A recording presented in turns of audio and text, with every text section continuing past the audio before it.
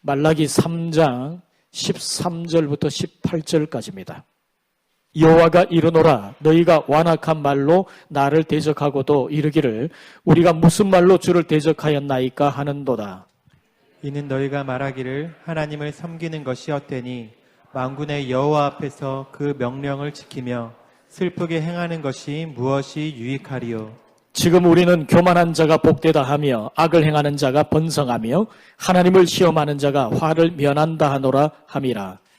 그때 여호와를 경외하는 자들이 피차에 말하매 여호와께서 그것을 분명히 들으시고 여호와를 경외하는 자와 그 이름을 존중히 여기는 자를 위하여 여호와 앞에 있는 기념책에 기록하셨느니라.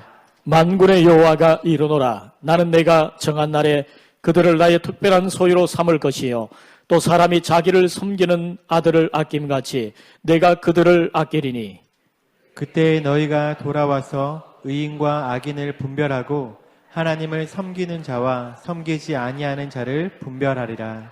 아멘. 오늘 예배드리시는 모든 성도들에게 하나님의 풍성하신 은혜가 임하기를 주님의 이름으로 축복합니다. 2층에서 영상으로 예배드리시는 우리 성도들에게도 동일한 은혜가 임할 줄 믿습니다. 여러분, 사람에게는 오감이 있습니다. 5가지 감각이 있는데 이 중에서 가장 많은 정보를 받아들이는 것이 시각입니다. 여러분, 우리 인간이 외부적으로 받는 정보의 80% 이상은 이 시각을 통해서 받아들인다고 합니다. 여러분, 사람의 눈이 얼마나 예민하냐면요. 사람의 눈은 1만 7천여 가지의 색깔을 구별한다고 합니다. 우리가 사람들의 얼굴을 볼 때 그 얼굴에 담겨진 표정을 보고 그 사람의 감정을 읽지요. 아주 미묘한 그 감정을 다 읽습니다. 사람의 이 눈이 굉장히 민감해요. 여러분, 사람은요 1km 밖에 있는 그 촛불의 빛의 1000분의 1의 깜빡임을 감지를 합니다. 여러분, 사람의 눈이 그렇게 참 정밀하고 대단합니다. 근데 여러분, 이거는 아무것도 아닙니다. 독수리는요 그 시야가 사람은 정상적일 때가 1.0, 2.0 이게 좋을 때죠. 근데 독수리는요 6.0에서 8.0입니다. 그러니까 하늘 높은 곳에서 땅에 있는 생쥐를 볼 수가 있는 거죠. 근데 여러분, 이건 부러울 게 못 됩니다. 여러분, 만약 우리의 눈이 독수리처럼 그렇게 밝으면요 지저분한 거 다 보여서 살지를 못할 거예요. 적당히 어떻게 보이는 게 참 중요한데, 여러분, 독수리도 별것 아니에요. 타조는요 25.0에서 30.0입니다. 이 타조가 4km 밖에 있는 물체를 감지를 합니다. 근데 여러분, 타조의 이 뇌 구조가요 얼마나 독특하냐 하면 타조는 두 눈의 안구를 빼면 뇌가 별로 없어요. 이 두 눈의 안구가 머리의 대부분을 차지하고 뇌는 아주 작습니다. 그러다 보니까 이 타조는 머리가 상당히 나빠요. 적들이 공격해 올 때 시속 70km로 도망을 가서 머리를 모래에 파묻고 적이 보이지 않으니 적이 없구나 이렇게 생각을 한다고 합니다. 여러분, 타조가 저렇게 밀어내요. 하나님이 만드신 이 눈이 정말 오묘합니다. 여러분, 사람이 눈으로 어떤 빛을 볼 때에 수정체에 빛이 들어와서 빛을 감지를 하잖아요. 빛이 이제 수정체에 들어오면 그 수정체가 뒤에 안구 뒤편의 벽에 마치 스크린 같은 거기에다 상이 맺혀지면 시신경을 통해서 그것이 뇌로 연결이 되어서 시각의 감지를 하는 거죠. 근데 여러분, 이런 정상적인 시각 말고 비정상적인 시각이 있습니다. 때로는 근시나 원시가 걸리면 어떻게 되느냐. 근시가 생기면 상이 정상적으로 벽에 맺혀지지 않고 앞에 맺혀져요.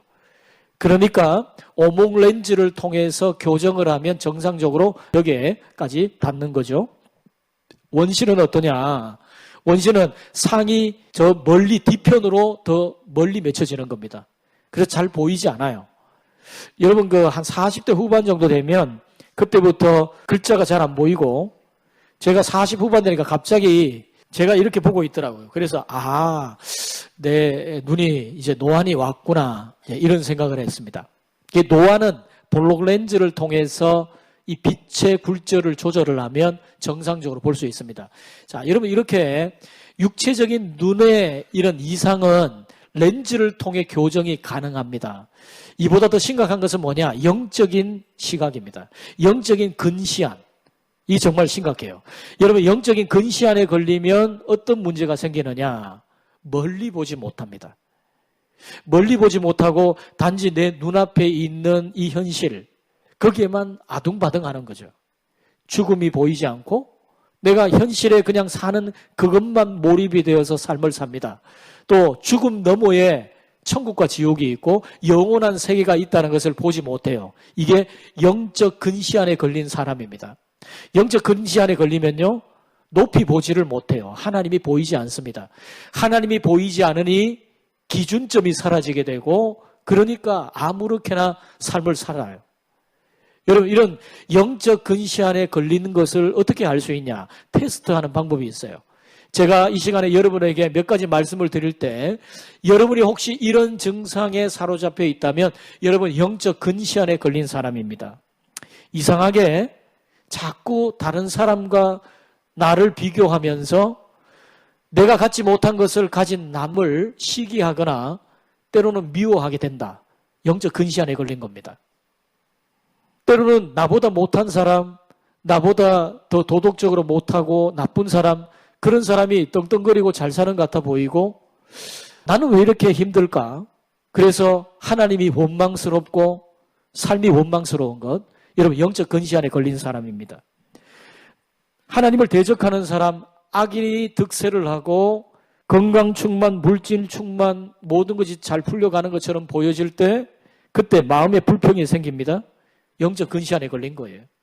또 반대로 내가 하나님께 바친 사랑, 내가 하나님께 바친 헌물, 내가 하나님께 바친 그 헌신, 이런 하나님께 드린 정성에 비해서 하나님은 내게 별로 해준 것이 없다, 이런 섭섭함을 느끼고 있다면 여러분 영적 근시안에 걸린 겁니다. 하나님은 지금 내게 아주 큰 빚을 지고 있는데 그분이 내게 빚을 갚지 않는 것 때문에 마음에 분노가 있고 마음에 섭섭함이 있다? 여러분 영적 근시안에 걸린 겁니다. 하나님을 섬기는 것이 무슨 의미가 있는가? 회의가 생기고, 그래서 세상과 하나님 사이를 어정쩡하게 관계를 유지하면서 그렇게 살아가고 있다면 여러분 영적 근시안에 걸린 거예요. 여러분, 마귀는요, 이 영적 근시안을 통해서 우리를 무너뜨리려고 합니다. 하나님과 우리 사이를 이간질하려고 해요. 여러분, 마귀는 창의적 존재가 아닙니다. 그 옛날 에덴 동산에서 썼던 방법 그대로 하나님과 인간 사이를 이간질하는 그 방법은 늘 언제나 패턴이 비슷해요. 그래서 하나님과 우리 사이를 이간질해서 결국 무너뜨리려고 하는 것, 그게 사단이 하는 일입니다. 물에서 이간질 당한 물고기는 죽임을 당하게 되고, 땅에서 이간질 당해서 뿌리가 뽑힌 나무는 시들어 버리게 되듯이 하나님께 이간질 당해서 하나님으로부터 멀어진 인간은 반드시 죽게 되어 있습니다. 여러분, 이게 마귀의 목표고 전략인데, 그러면 우리가 어떻게 해야 영적 근시안에 걸리지 않을까? 어떻게 해야 영적 근시안을 극복할 수 있을까? 오늘 본문에 그 해답이 있습니다. 여러분, 오늘 본문에 이 6절에 걸친 이 말씀은요, 단순한 구조예요. 전반부의 세 구절과 후반부의 세 구절로 나누어지는데, 전반부의 세 구절은 영적 근시안에 걸린 사람의 잘못된 삶에 대해서 지적을 하고 있습니다. 하나님의 책망의 메시지가 그 속에 나와요. 그렇게 살아서는 안 된다, 그 말씀을 하고 있어요. 그리고 후반부의 16절부터 18절까지의 뒤에 세 구절은요, 영적으로 건강한 시력을 가진 사람의 모습을 우리에게 보여줍니다. 그러면서 하나님의 격려의 메시지가 나와요.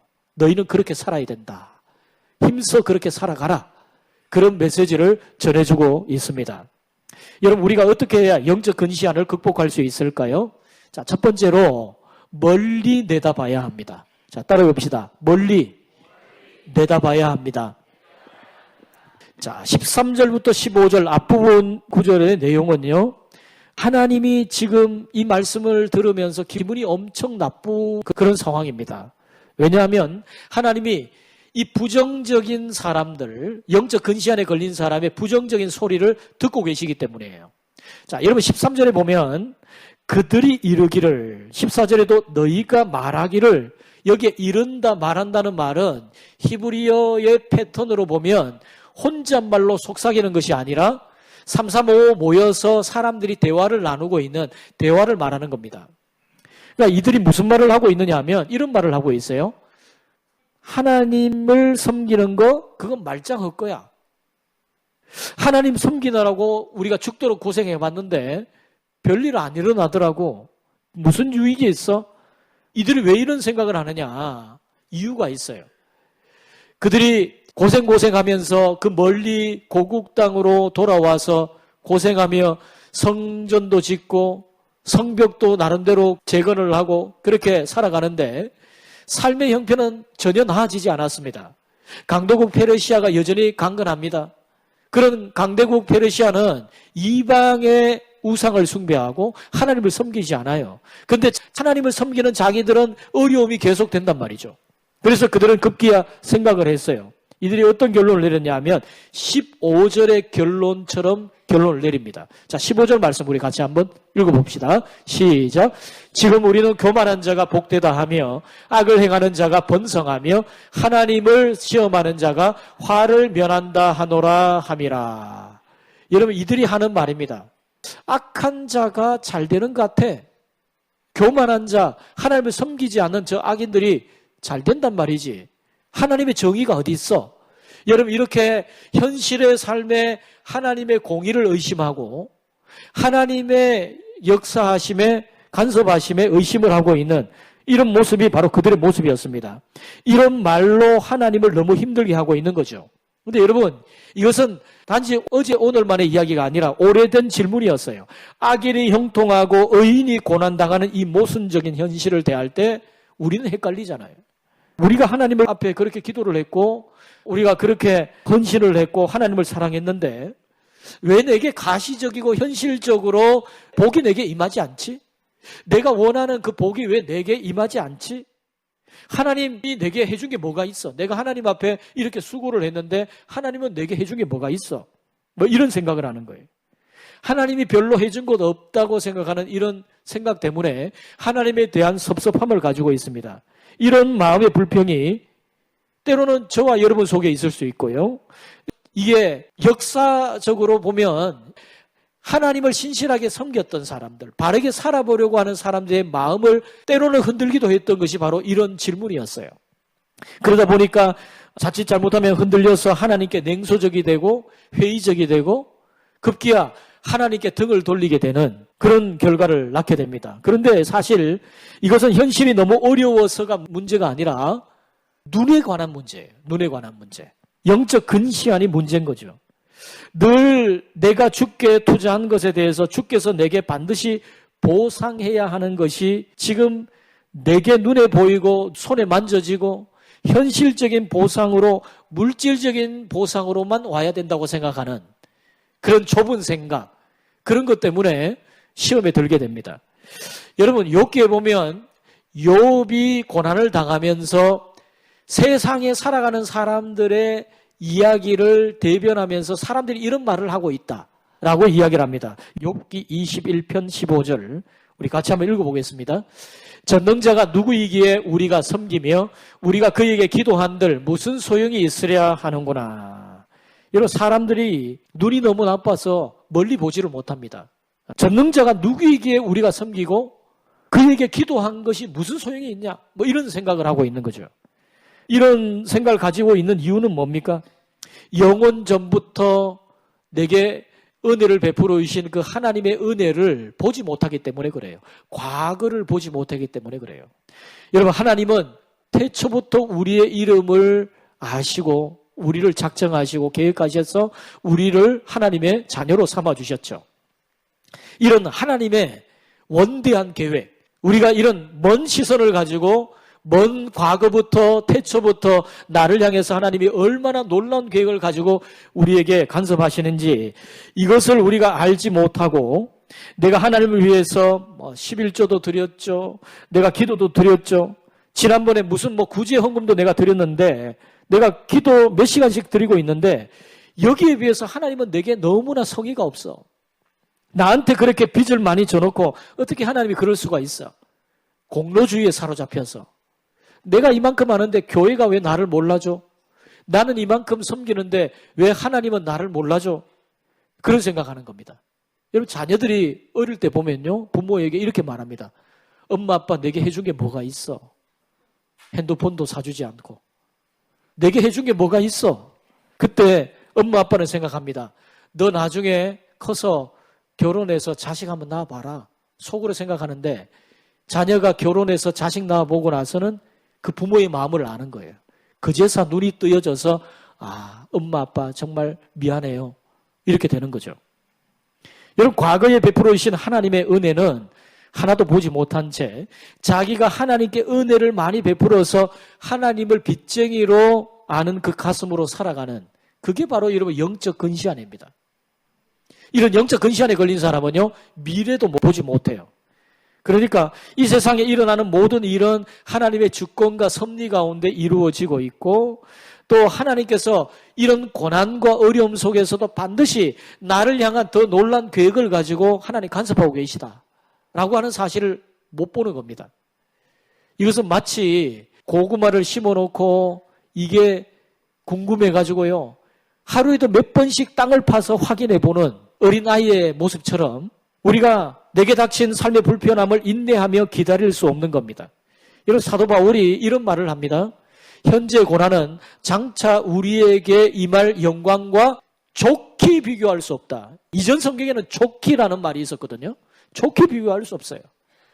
우리에게 임할 영광, 장차 임할 그 영광은요, 내가 현실에 당하는 이 고난과 어려움, 이것과는 비교할 수 없는 엄청난 영광이 우리에게 임하게 될 겁니다.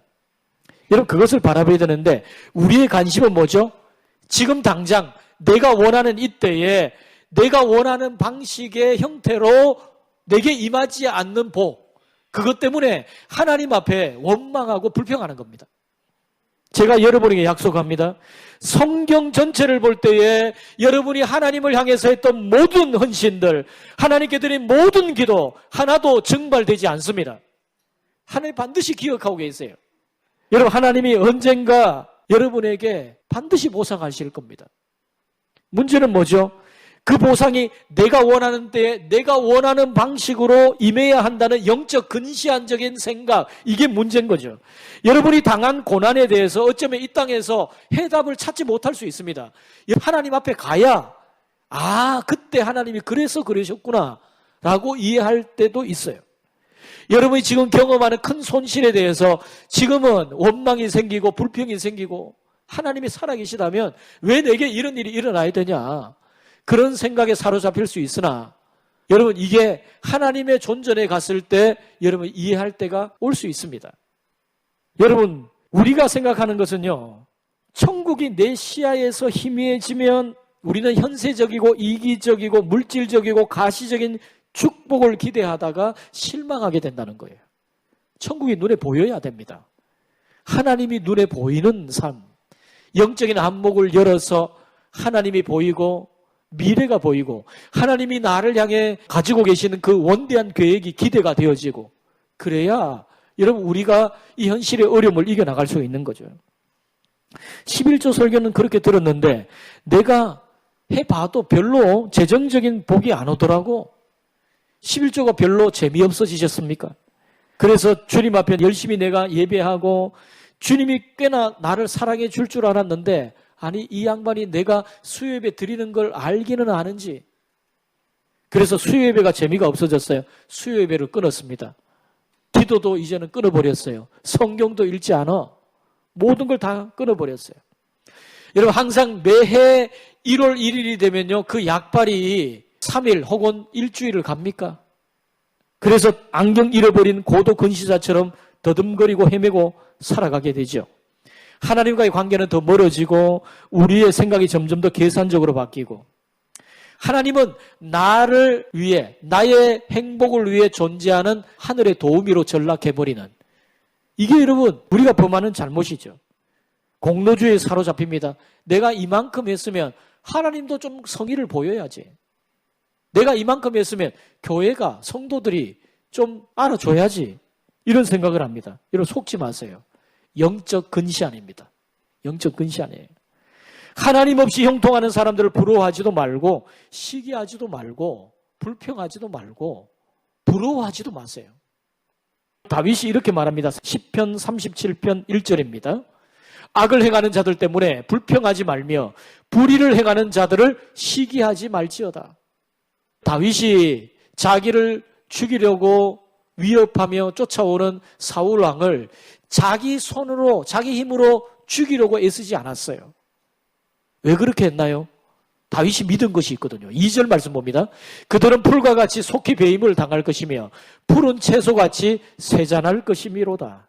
그걸 믿었거든요. 하나님은 반드시 심판하신다. 하나님의 공의의 시계는 정확하게 돌아간다. 이 사실을 믿었던 겁니다.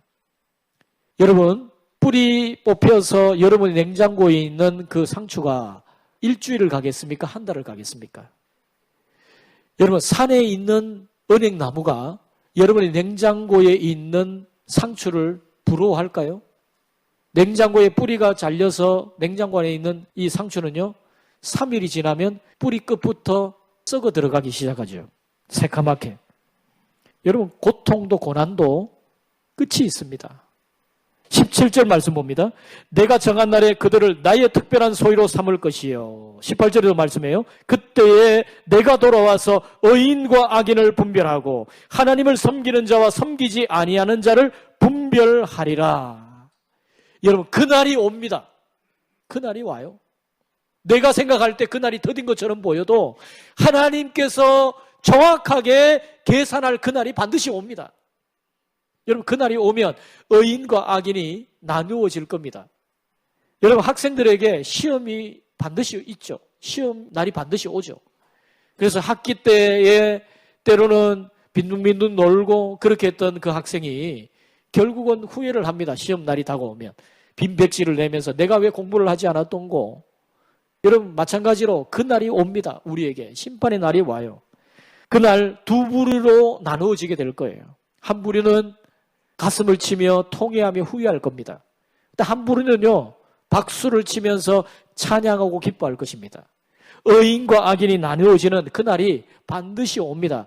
그날을 볼 수 있다면 우리는 현실의 이 어려움들을 이겨낼 수가 있어요. 하나님이 반드시 우리의 이 억울함을 풀어줄 날이 올 것이다. 나의 이 답답한 이 현실의 모든 문제의 해답을 밝히 깨닫게 하실 그날이 반드시 오게 될 거다. 그날을 믿고 있는 자, 그날을 미리 바라보는, 멀리 내다보는 사람은요, 인내하면서 현실의 어려움들을 이겨나갈 수가 있어요. 여러분, 멀리 바라볼 수 있기를 주님의 이름으로 축복합니다. 자, 두 번째로요, 높이 바라봐야 합니다. 따라옵니다. 높이 바라봐야 합니다. 자, 16절과 17절에 이 말씀을 하고 있는데, 자, 여기서도 또 하나님이 듣고 계세요. 16절 말씀 우리 같이 한번 읽어봅니다. 그때 여호와를 경외하는 자들이 피차에 말하며 여호와께서 그것을 분명히 들으시고 이렇게 말씀합니다. 여러분, 주님은 모든 대화를 다 듣고 계세요. 13절에 악한 사람들의 마음을 읽어보셨던 그 하나님께서 이 16절 이하의 의인들의 서로 하는 대화들을 다 듣고 계세요. 무슨 얘기를 이 의인들이 하고 있는가? 오늘 본문에 정확하게 그 내용은 알 수 없지만 우리가 추론해 볼 수가 있습니다. 여호와를 경외하는 자들이 어떤 대화를 나눌까요? 집사님, 멀리 봐야 합니다. 성도님, 높이 봐야 합니다. 우리 하나님 바라봅시다. 우리 멀리 봅시다. 이렇게 서로 격려하는 거죠. 서로 믿음을 격려하며 지지하며 세워주는 대화를 아마 했을 겁니다.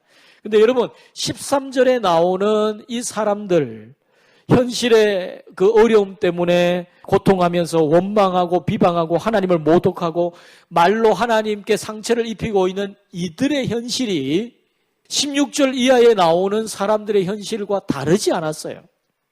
16절 이하에 있는 사람들도 동일한 어려움을 겪고 있습니다. 무엇이 그 차이를 만들었죠? 눈이 그 차이를 만들었던 거예요. 보느냐 보지 못하느냐가 그 차이를 만들었던 겁니다.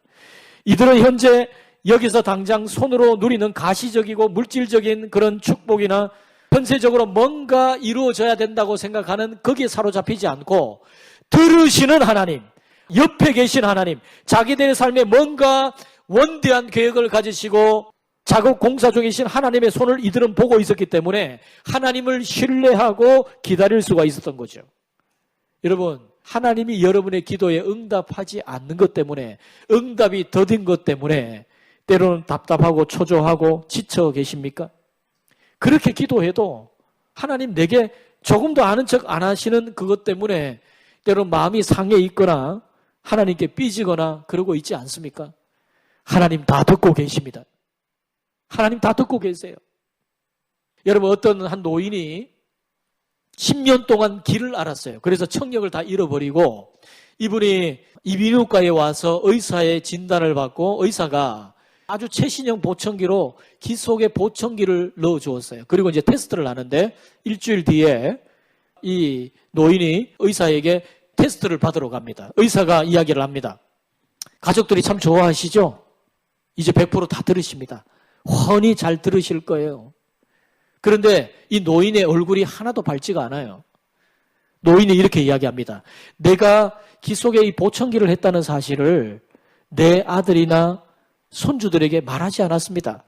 내가 그 아들, 손주들이 하는 이야기를 가만히 듣다 보니 내가 유언장을 3번이나 고쳤습니다. 이거 무슨 이야기인 줄 아시죠? 여러분, 어떤 그 중환자실에 있는 노인이 말이죠. 사람이 죽기 직전까지 죽고 나서도 이 청력이 살아있다는 이야기 여러분 들어보셨습니까? 청력이 오래도록 살아있어요. 어떤 노인이 거의 이제 사망 선고가 갈 때쯤 되어서 거의 다 죽어가는데 산소호흡기를 꽂고 사경을 헤매고 있는데 청력이 다 살아있는 거예요. 그러니까 자녀들이 하는 이야기를 다 들었어요. 그래서 너무 화가 나서 일어났다는 거 아니겠습니까? 여러분, 작년 이맘때인가요? 우리 시찰 교회 그 부근에 같이 있는 시찰 경내에 젊은 목사님 한 분이 뇌경색으로 쓰러지셨어요. 거의 죽다가 살아났어요. 그래서 의사가 하는 대화를 다 들었다는 거예요. 그러니까 중환자실에 거의 산소호흡기를 꽂고 의식이 없는 그런 가운데서도 이분이 다 들었어요. 의사가 하는 말. 저분 이제 죽겠다고, 이제 사망 선언을 해야 되겠다고 그 이야기를 다 들은 거예요. 근데 하나님의 놀라우신 은혜로 일어나셨어요. 우리도 그때 함께 기도하고 또 작지만 후원도 하고 그렇게 했지 않습니까? 여러분, 하나님은 다 들으십니다.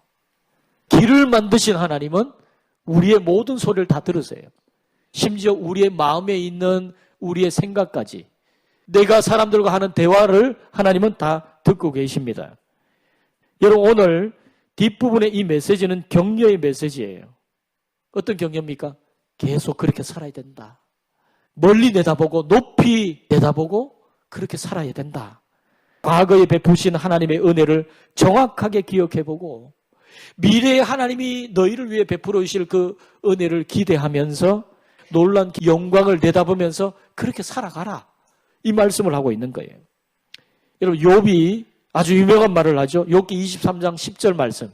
우리 다 같이 한번 읽어봅니다. 그러나 내가 가는 길을 그가 아시나니 그가 나를 단련하신 후에는 내가 순금같이 되어 나오리라. 할렐루야. 우리가 지금 비록 고난 가운데 있을지라도 하나님이 나를 위해서 놀라운 계획을 가지고 계시다. 그럼 미리 내다봐야 돼요. 믿음의 눈으로 바라보셔야 됩니다.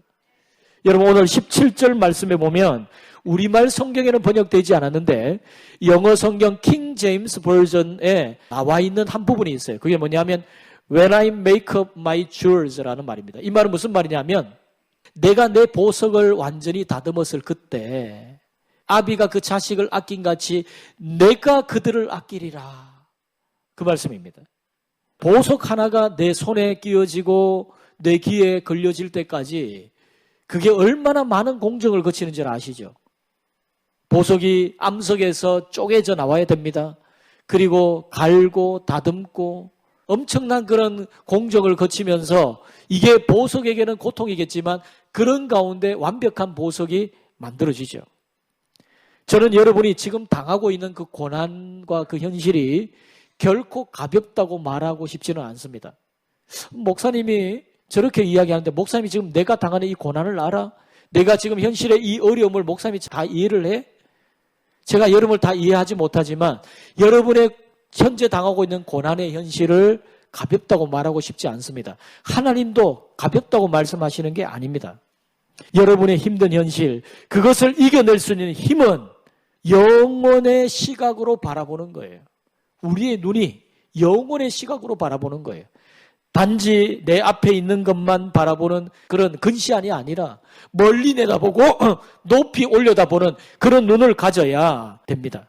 여러분, 마귀는 우리를 무너뜨리기 위해서 정을 들지만 하나님은 우리를 세우고 다듬고 멋진 예술품으로 만들기 위해서 정을 들고 계세요. 하나님의 관점에서 내 삶의 고통들을 바라볼 때 우리는 견뎌낼 수가 있습니다. 결국 이 고통과 환난에 짓눌려 파멸하느냐, 고통과 환난을 통해서 더 멋진 인격의 사람으로 내가 서느냐, 그 차이는 어떤 눈으로 반응하느냐에 달려 있습니다. 어떤 눈으로. 하나님을 바라보고 영혼의 시각으로 바라보라. 멀리 보고 높이 내다봐라. 그렇게 할 때에 우리는 우리의 고난의 현실을 견뎌낼 수 있고 하나님이 정말 아끼시는 보석 같은 인생을 살아갈 수가 있는 겁니다. 여러분, 그렇게 멀리 보고 높이 보는 사람들에게 하나님의 복이 임하는데 어떤 복이 임하느냐. 자, 16절, 17절 우리 같이 한번 읽어보겠습니다. 시작. 그때 여호와를 경외하는 자들이 피차에 말하며 여호와께서 그것을 분명히 들으시고 여호와를 경외하는 자와 그 이름을 존중히 여기는 자를 위하여 여호와 앞에 있는 기념책에 기록하셨느니라. 만군의 여호와가 이르노라. 나는 내가 정한 날에 그들을 나의 특별한 소유로 삼을 것이요 또 사람이 자기를 섬기는 아들을 아낌같이 내가 그들을 아끼리라. 여러분, 어떻게 하나님 복 주신다고 해요? 첫 번째 노란색 보십시오. 여호와 앞에 있는 기념책에 뭐한다? 기록하셨느니라. 여러분의 조그만 헌신, 여러분의 조그만 그 봉사의 눈물, 누군가를 세우기 위해서 여러분이 내밀었던 손짓 하나, 여러분이 누군가를 격려하기 위해서 전화를 했던 그 전화 한 통까지 하나님은 다 기록하고 계십니다. 다 기억하고 계세요. 하나님이 기억하신다. 잊지 마십시오. 두 번째로 나의 특별한 소유로 삼을 것이요. 하나님이 특별한 소유로 삼을 것이다 말씀합니다. 세 번째로요, 우리를 아끼신다고 말씀하죠. 사람이 자기를 섬기는 아들을 아낀 같이, 아비가 그 자녀를 아낀 같이 내가 그들을 아끼리라. 여러분, 하나님께서 그분을 바라보고 그분을 섬기고 살아가는 자, 멀리 내다보고 또 높이 쳐다보고 내다보고 살아가는 그 사람에게 이런 복을 주시리라 말씀하십니다. 여러분은 지금 어느 그룹에 속해 있습니까? 오늘 우리가 읽었던 이 본문의 앞부분에 나온 사람들, 영적 근시안에 걸린 사람들의 모습으로 살고 있습니까? 아니면 뒷부분에 건강한 영적 시력을 가지고 살아가는 삶의 모습을 보이고 있습니까? 하나님은 다 보고 계십니다. 하나님은 다 듣고 계십니다. 늘 하나님의 시선에 초점을 맞추어야 영적 근시안에 걸리지 않을 수 있어요. 이렇게 영혼을 바라보며 오늘을 살고 천국을 바라보며 천국을 오늘에 누리며 살아갈 수 있는 복된 성도들이 되시기를 주님의 이름으로 축원드립니다.